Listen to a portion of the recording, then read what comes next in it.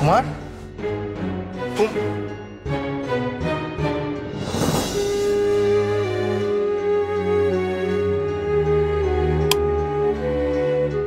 ছেলেটা নির্ঘাত অনুরাধার ঘরে গেছে।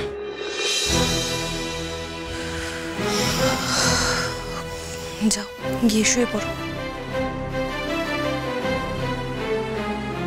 কুমার,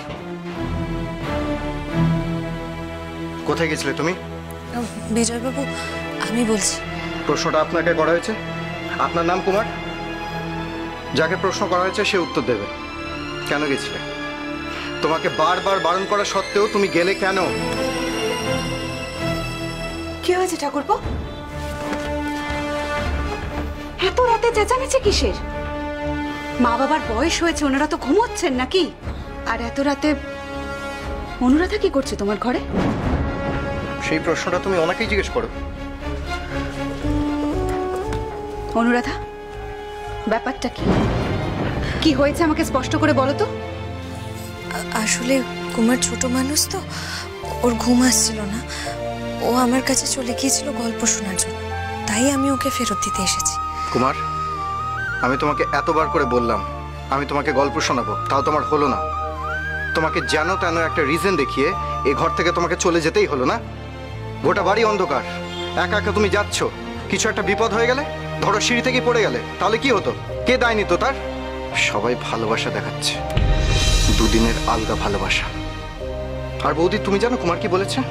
আমাকে কিছুক্ষণ আগে বললো ওরা যদি এই বাড়ি থেকে চলে যেতে চায় তাহলে তার জন্য কুমার যা কিছু করতে পারে। জলে ডুবে যেতে পারে, নিজের হাত পা ভেঙে দিতে পারে। তুমি বুঝতে পারছো কুমার কি বলছে? সব মাত্রা জ্ঞান অতিক্রম করে গেছে। আমি তো কিছুই বুঝতে পারছি না। আর এই অবস্থায় রাত্রের বেলা ঘুম থেকে উঠে দেখি কুমার ঘরে নেই।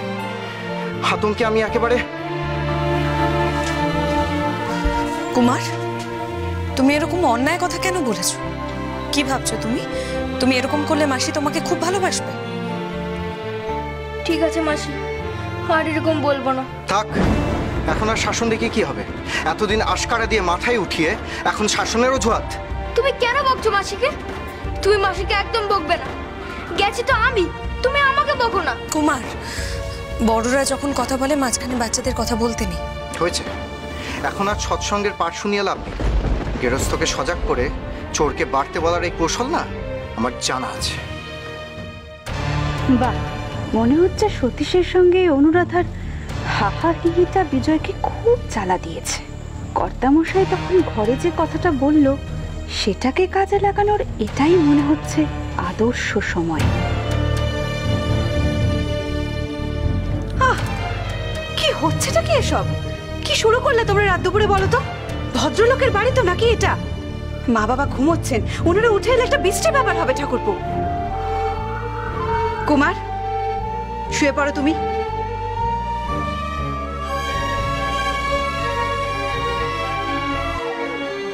অনুরাধা, এত রাতে একজন পুরুষ মানুষের ঘরে কেউ আসে?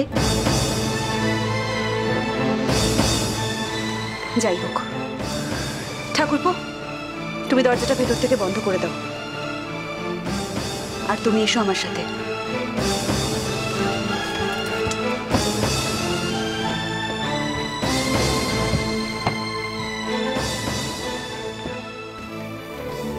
শরৎচন্দ্র চট্টোপাধ্যায়ের অনুরাধা, সোম থেকে শনি সন্ধ্যে 7:30টায় আকাশ আটে।